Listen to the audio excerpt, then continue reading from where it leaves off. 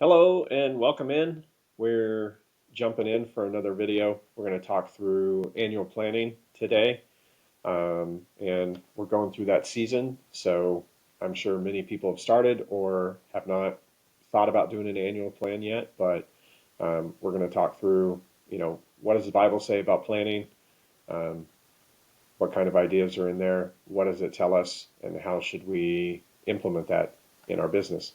So I'm Stephen Abbott. I own Abbott CFO Solutions, and this is Austin Parkhurst, who works with me.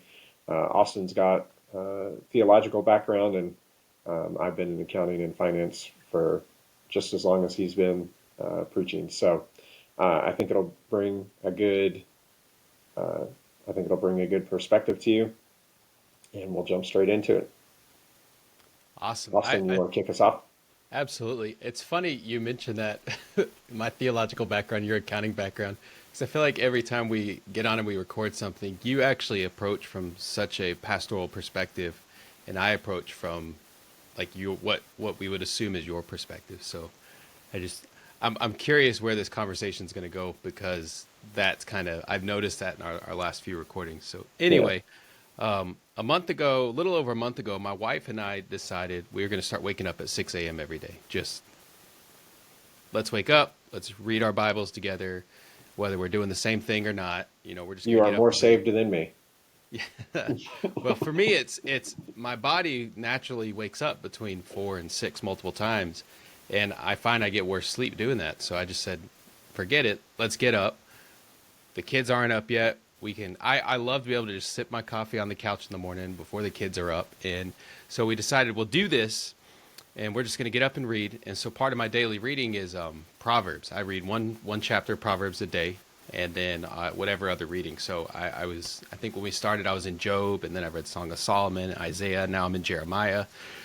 But it was interesting because around the time that we kind of settled on, decided on, let's talk about annual planning. I was coming right into Proverbs 16. So I guess that would have been Mhm. October 16th, roughly.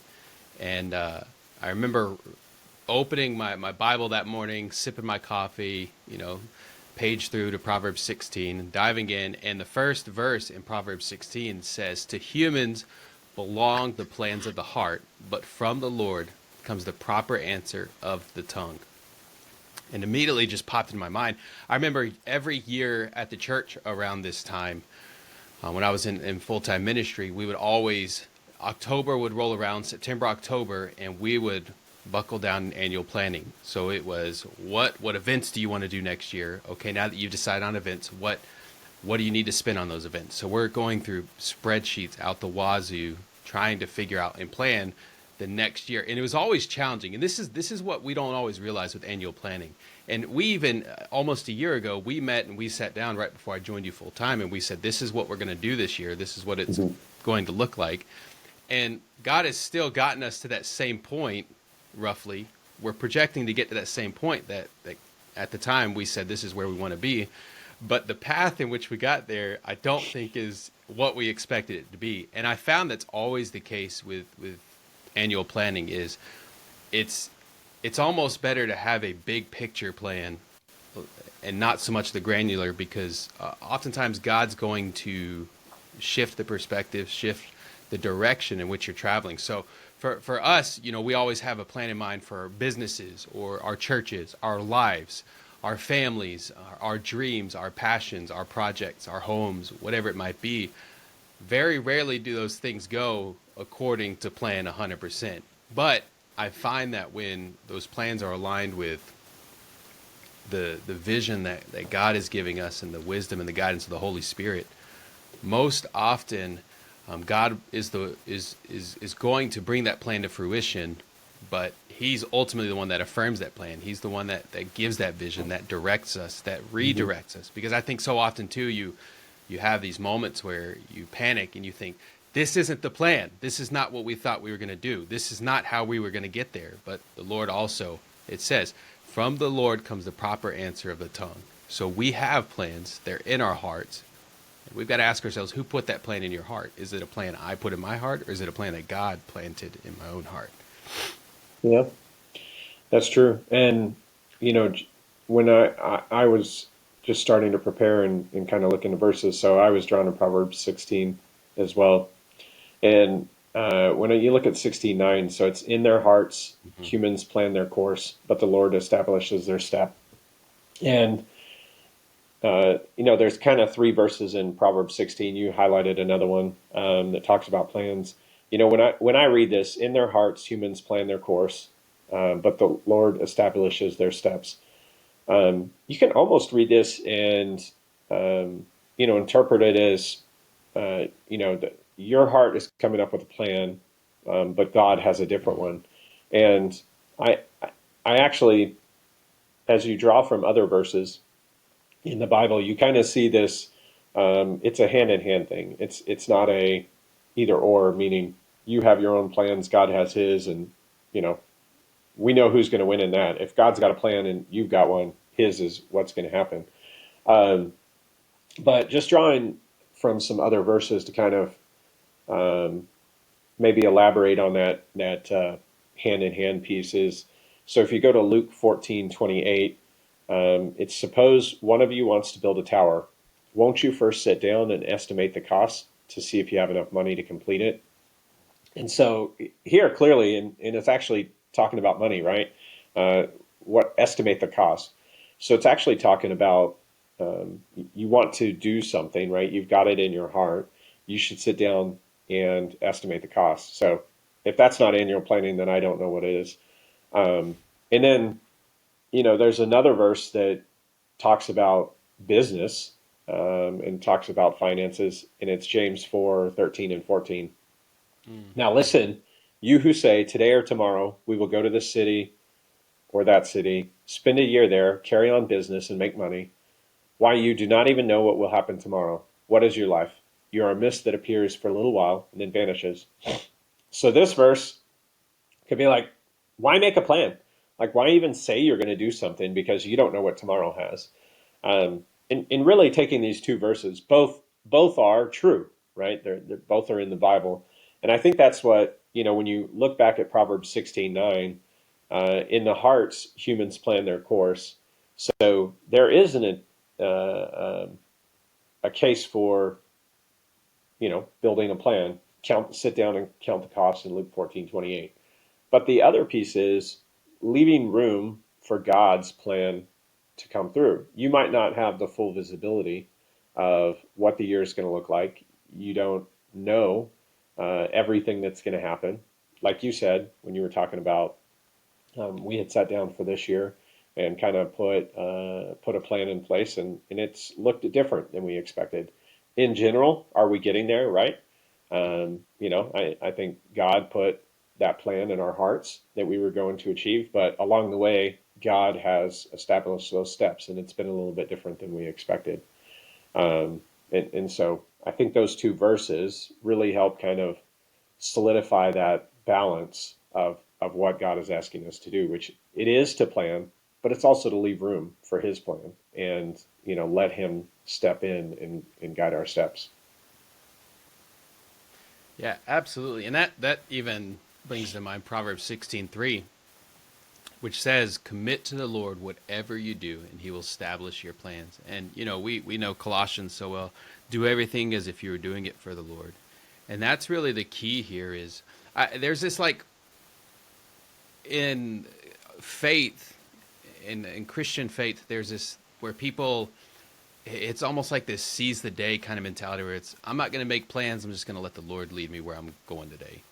And then there's this other side where it's like, the type A, where it's, we need to have a plan. Like, God has a plan. Numbers, Deuteronomy, Leviticus, those are all about God's plan for His people and building, the temple and all these things. So we need to have plans, and, down to, like, dimensions of all these things in Scripture. So there's kind of these two thoughts where it's, we have to plan everything, and we have to just go with the flow and trust that God's going to get us there. But at the end of the day, it's always coming back to, what's the position of my, and this comes up every time we talk, and that's really at the core of it all, is what's the position of your heart, right? Have I committed this plan to God? So, and that was something that when we were having that conversation last year, you even said, we're going to trust, like, this is something that only we can achieve with God. even when we were talking through last week, where we were really looking at, okay, Lord, what's 2026 look like? And it was, we started in one place, and then we kind of pulled it back a little bit, thinking, okay, we can do this with God's power, but is this going to be the healthiest thing? Or do we scale it back just a little bit, still trusting that the only way we get there is with God doing his thing, but also being wise about, in the long-term plan, this is going to be what's best for the business. This is what's going to help us grow. This is what's going to help us not just grow, but grow well.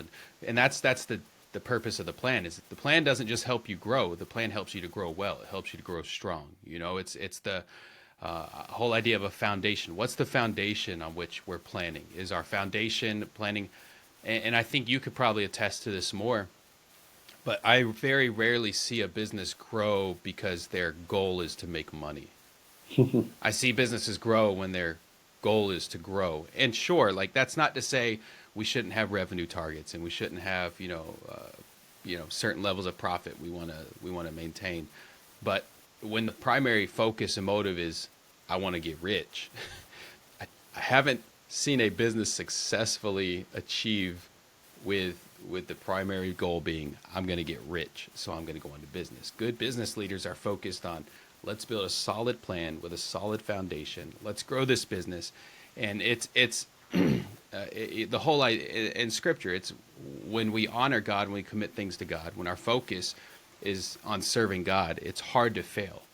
And so when our focus is on serving God with our businesses, with our plans, with our churches, with our strategies, with our families and our homes, the success is going to come. I'm not, I wouldn't describe myself as a prosperity gospel kind of guy. Like that's not me. However, I do also believe that Scripture is very clear.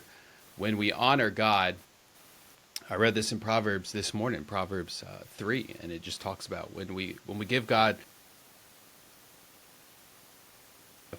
will honor that, and God will bless us beyond our wildest dreams, anything we can ask, imagine, or dream. And so it's really this, when we talked about this and I read this and I was ruminating on Proverbs 16:3, just 1 Thessalonians popped into my head. And it says, in all things give thanks, pray without ceasing. And so when we're committing to the Lord, whatever we do, what we're doing is we're marinating that in prayer. We are surrounding that plan in prayer. And so I remember last week, even as we were talking through things, and it's funny because every now and then when we have new business or a potential client or a lead, one of the things that you always, and you're actually better at this than me, because I'm like, sure, this sounds great, let's do it. And you say, well, hold on, let's pray about this first. But in my head, it's like, I'm always kind of praying. I was in the car this morning upset about something, and I'm driving in, just to Walmart to pick up something because my office was having issues and I had to get a new power strip. I'm driving to Walmart and I'm just complaining to God. And I'm just like, Lord, like this sucks. This is horrible. How am I supposed to work? How are we supposed to achieve the things that we're trying to do? How are we supposed to grow the business? How are we supposed to invest? Like, this is not the plan. And I'm just fussing and complaining to God, and people driving past me probably think I'm crazy because I'm talking to myself. But at the same time, I was committing that to the Lord. I was going to him with my frustrations. And that's what a good plan looks like, is when the plan doesn't go according to plan. It's saying, like, Lord, I'm trusting you'll establish the plan. Just be a little nice if you could maybe give me a little more clarity here. In their hearts, Proverbs 6:16-9, like you said, we plan our course, but the Lord establishes our steps. Sometimes, sure, it'd be nice if he could shine a little flashlight, show us those steps, but He always will. He always will.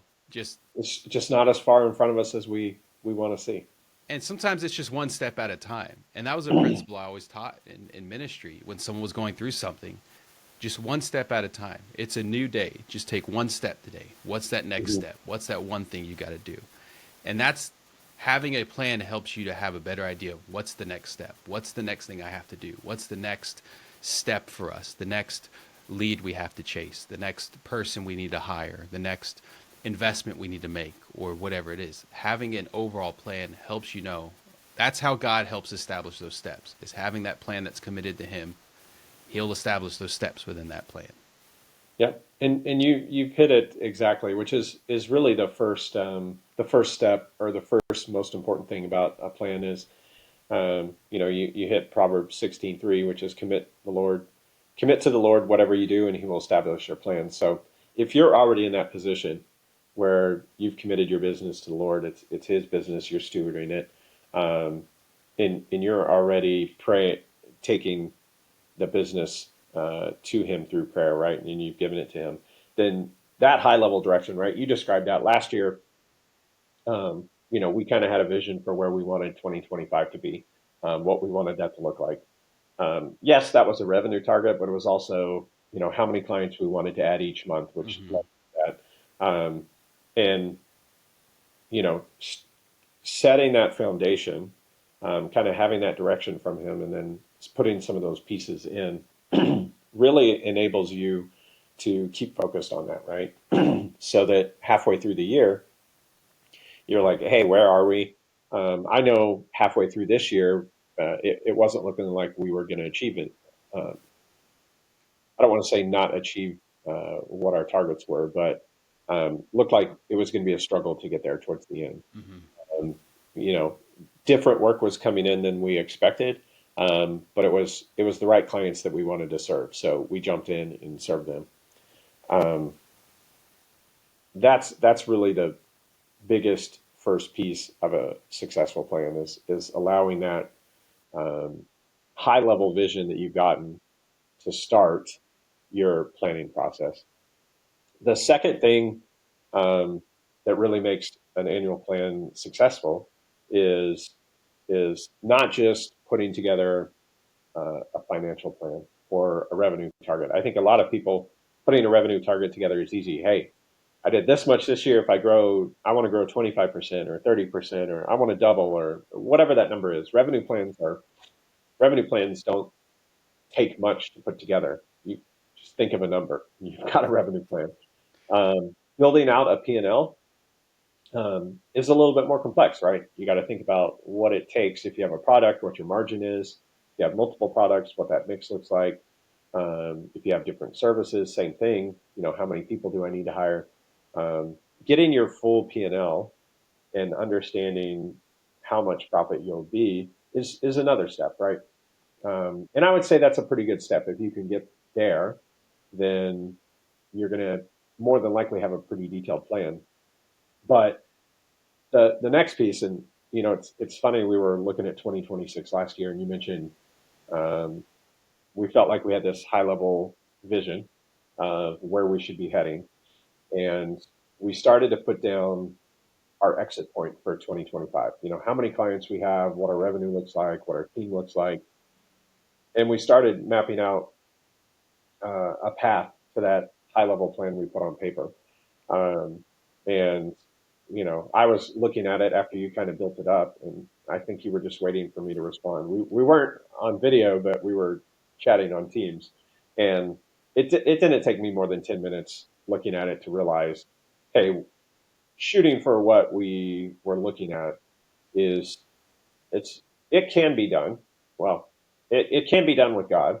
I don't know how we would do that, but honestly, what we put together for 2025, I didn't know how we would do either. Not precisely.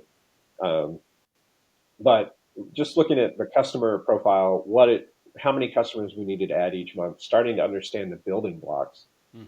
behind that plan, what team we have in place today, um, what we would need to hire, it immediately started becoming clear, we needed to relook at this. So that's what I would encourage everyone is don't just put a revenue plan together. Certainly. I mean, that's a starting point. Understand your margin, go to the full P&L, but you need to have building blocks underneath it.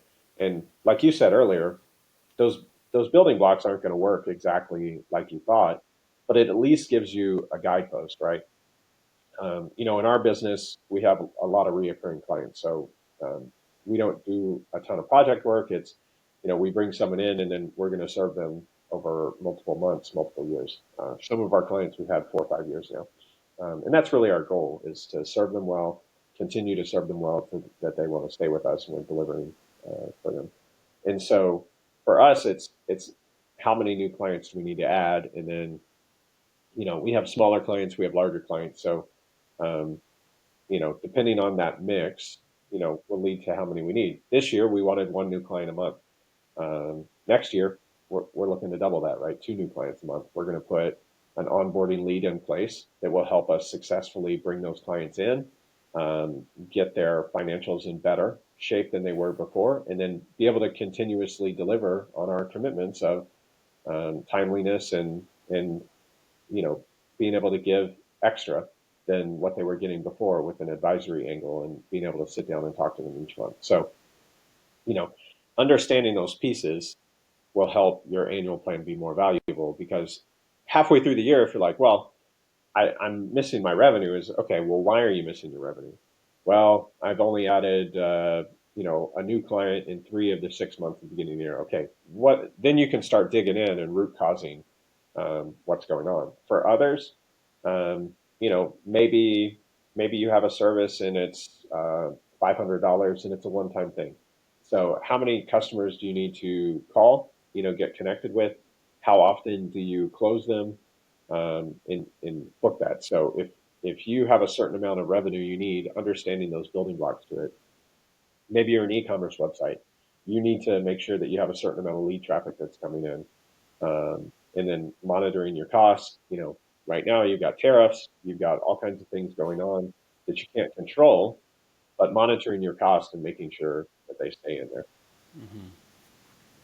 Yeah, at Proverbs 21, it was funny as I was reading each morning, just through Proverbs and things, I'd have thoughts. Like I'd see a verse and I go, oh, this is a good one. So I wrote down Mm-hmm. Proverbs 21 because it really goes in line with what you said. The plans of the diligent lead to profit as surely as haste leads to poverty. And you said it's easy. The easiest part is coming up with a revenue target, but getting to that is the hardest. And so building out the P&L and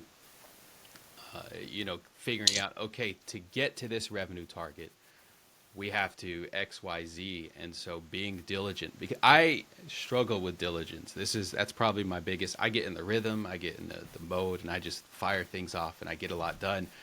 But I also sometimes I start to get hasty in those moments. And so that's something I've been really practicing, is just being more diligent. But with a plan necessitates diligence in order to be successful. We have to diligently look at the costs, count the costs of everything.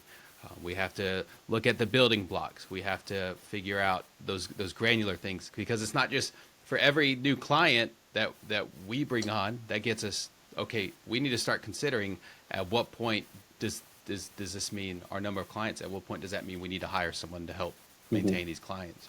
For an e-commerce business, at what point does the business we have managing all the details of an e-commerce business, at what point does that necessitate I need to hire someone to come and handle sales, or I need to hire someone to come and handle advertising for literally any business? At what Mm-hmm. point, part of that building block is at what point have I reached my capacity? At what point has my team reached their capacity that we need to bring on someone else, like us bringing on an onboarding specialist? We're realizing in order for us to reach this revenue target, in order for us to grow and not work 50, 60, 70-hour weeks, we're going to have to bring on an onboarding specialist to help us onboard those new 2+ clients a month that we're setting in our goals. And so it's a lot of diligence, because hiring someone, it's not just cool, I'll pay your salary. Now we have to pay employer taxes and whatever, The if there's laptop bonus set up, structures, turn and on oh extra man, software. all of it, Yep. onboarding and IT and licensing for the different tools we use, and just training, because training takes time. That's the hardest part, is the training, because now everything's going to take even more time, because it's not just that we brought someone on to help take things off our plate, but additionally it's going to take twice as long, because you have to show them how to serve the dish. And so even that's something you have to factor in. How much more time is it going to take? Because we always think of the revenue side, the financial side, but time is we can always make more money, but time is, once we spend time, it's gone. And so it's figuring out, how do we balance this as we grow, but being diligent about it. And just making sure we have that plan. And it's not just that we have the plan, but to the best of our ability, we're sticking to that plan, recognizing, hey, God's going to shake some things up and he's going to shift some things around, but trusting, hey, this is the plan God gave me. This is where we're going to go. And we're just going to continue to follow his leading and get there. Yeah. And then the third part that really makes an annual plan successful, and I would argue is one of the most challenging pieces of it is, um, you know, once you've committed to the Lord, you've gotten your vision from Him, you're putting those building blocks together, you understand your business, what those pieces are. The last one is ownership. Mm. Uh, you know, uh, Obviously, if it's just you and your business, then you own it all. That's maybe the easiest scenario for ownership. But once you have a team, and they're driving the results, and it's not just you, it's also making sure that your team owns that annual plan, right? That they feel held accountable to it, that they feel like it's achievable, that it's their plan as well. And this can be one of the toughest things because if you're driving to a path um, that's pretty challenging to meet, your team might not be fully bought in, or there's lots of different personalities out there, and you need all of those on your team. But there's going to be some people that just maybe they don't have belief in it, or they see maybe it's not that they don't have belief in it, but they're um, the planners, the ones that see not planners, not the right word, but see all the challenges, Mm. right? See all the roadblocks that you're going to have. I can do that. Someone wants to put a plan in place, um, and I know it's challenging. I can start thinking about the roadblocks that are going to happen. What are the challenges you're going to face along the way? If you came to me and said, "Hey, my business is $2 million, and I want to grow it to $10 million over the next few years," and we sit down and work together, that's what I'm doing. I'm starting to see, hey, it might not be a roadblock today at 2 million. It may become a roadblock at 4 million, but I can start seeing what those roadblocks are, and we can start putting small things in place to start moving that direction, with the idea that you're going to hit them over time. Um, and so you may have that kind of person on your team. I've shifted that, right? I see the problems and then I'm trying to find solutions. But you might have people that aren't there yet, that don't have the solutions and don't know the answers, but they they see those goals and they're just like, man, that's really hard. So this is really the unlock, though, is once you have a plan, you're aligned to it. you know, God's given you that vision, so you're aligned with God. Then you're aligned to it. Here's what I need to do. Here's what needs to be achieved in my business. Then it's relational, and it's pulling everyone on your team along with you, right, and Mm. helping create that spark for that plan in them, and get them to own it. Because at the end of the day, if your team is the one driving results, you can't be sitting there halfway through the year and like, oh man, what did I miss that, or what did I not do? It's holding your team accountable and measuring them along the way, to what that plan is. Yeah, and I think this popped in my head. Years ago, I read this book. I forget what it was called. It was by one of the former chief operating officers of Disney. And one of the things he talked about is he would, I don't remember if it was every day or once a week, he would just pick a different park to walk through, or resort, or hotel, or whatever. And he would just walk through the kitchens and the laundry rooms, and just wherever he wanted to see how he worked on the high level. He oversaw all the operations. He wanted to understand, is what we're planning up here, is that succeeding on the ground floor, right? Is that actually, is what we think is happening, is that actually happening? And he talks through, he walks through one of the laundry rooms at one of their resorts, and he'd go in and, trying to be a good COO, he'd interact and chat with his teams, his people that were, wherever it was. He wanted to hear, is what we've planned, it's not just seeing it, but he wanted to hear, is this working? And he talks about, he went to one guy who oversaw the laundry room, and I mean, it's just mountains of sheets they're washing every day. And he's just chatting with one of the guys on the floor that his job is to throw the sheets in the washer, move to the next washer, throw the sheets in. Okay, the washers are all done, move them to the dryer. And he asked this guy, is this work successful? Is this efficient? And the guy goes, I got to be honest with you, it's not. And he goes, okay, what would make it more efficient? And he said, the guy, the laundry man turns to him. He says, "There's this new machine that's out that whatever it does." He explains how it works. He says, "This we would be able to get all this done in half the amount of time." And he says, "Okay, great. Can you send me some information about it?" And he goes, "Yeah, sure. Whatever." I don't remember if he sends it to him or if he hands it over. So the COO goes back in the next week and he says, "Hey, we've ordered these machines. I'm promoting you today. You're going to be part of rolling this out, and you're going to oversee these teams now." And so it was it brought to mind your people that are actually executing the plan. There's so much value in getting their insight and their wisdom on, maybe it's we're finding out that we have this idea. I mean, this happened so much when I was working at the church, and I would go to my volunteers because I would have this plan like, we're going to set up the kids check in this way, and we're going to set up the environments like this, and we're going to have people greet in this formation, and you're going to stand here, here, here, and here, and here. And then I took that value of, let's go and hear how it's working, right? Proverbs 20 says, "Plans are established by seeking advice. So if you wage war, obtain guidance." Well, I wanted to hear on the battlefront, how is this actually going? How is this playing out? And occasionally someone would be bold enough to say, "I got to be honest, this isn't working the way you think it is. Can we do it this way?" And 9 times out of 10, I'd go, "Yeah, that's great. Absolutely. 100%. Let's shift." Occasionally there would be, and as a leader, you'd have to say, "I understand it's not working the way you want it to work, but it's only not working with you. Everyone else has no issue." And so there's an opportunity to train and correct and redirect and really lead someone in that moment. And so as leaders, we have this opportunity to, when we have people on our teams that are struggling with actually executing the plan, it's an opportunity to lead them. And maybe sometimes there are hard conversations that need to be had. And maybe sometimes that does mean we have this plan and this culture with our business that we're trying to achieve. And we have someone who is maybe misaligned or a threat to that culture. So let's lead them to alignment, or let's help them find somewhere where they can be aligned. And so it's that hard conversation of, maybe you have to let someone go because you have this very clear God-given vision and plan for your business. But unfortunately, you have someone who isn't in support of that plan. And that's okay. I would rather, I remember one instance where there was an employee I let go. And it was very hard because she was very sweet. We'd known each other long before she ever worked with me. But she just was unhappy. She was frustrated. She struggled with keeping with the plan. She really struggled with just planning in general. And the best thing that I did for her was we let her go. And she was able to go into a new position, in a new role, in a new organization. And she flourished. She just blossomed.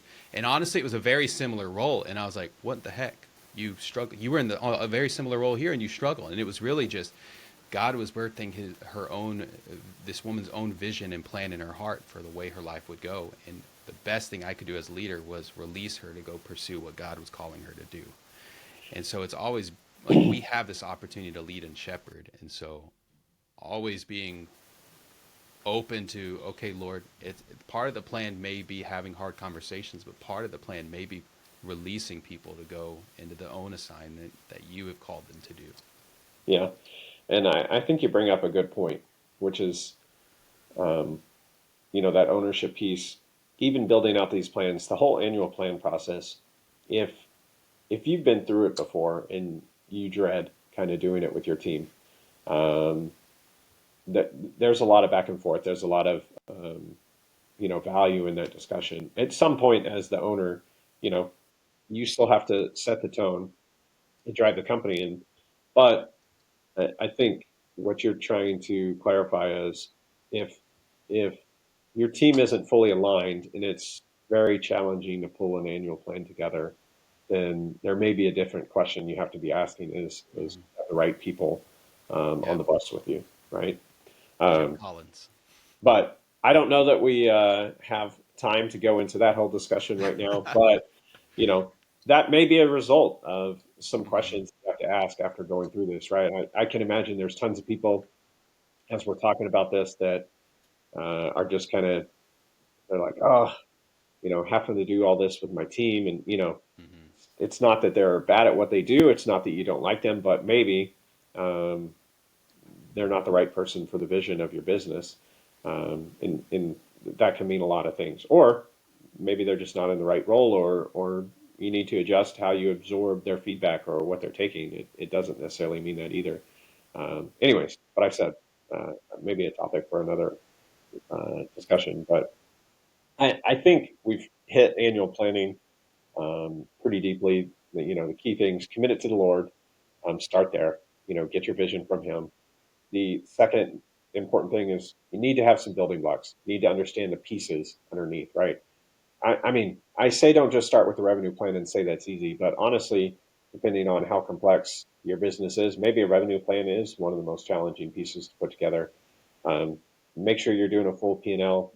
The next level on that is cash flow planning, because if you have inventory, it takes a lot of cash to get that inventory before you can sell it. So that would be another level deep is do cash flow planning, which we do in our CFO packages. Um, and then the third is ownership. Your whole team got to own it. It can't just be you, unless you're a solopreneur for now and you don't have an employee. Then it is on you and you own it. But if you have a team that's driving results, you've got to get buy-in, and make sure that everyone owns it. Those are really the three key things Yeah. to a successful annual plan. Yeah. Any closing thoughts? Yeah, I'm just going to leave us with this last verse we wrote down. We talked about this one, but it's just Psalm 37, verse 4 says, "Delight yourself in the Lord, and He will give you the desires of your heart." And so, a plan aligned with God's will is a plan that'll succeed. Amen. All right. Well, thank you. If this helped you, helped give you some encouragement about going into the annual planning process, really appreciate if you would share it with someone that you think would benefit.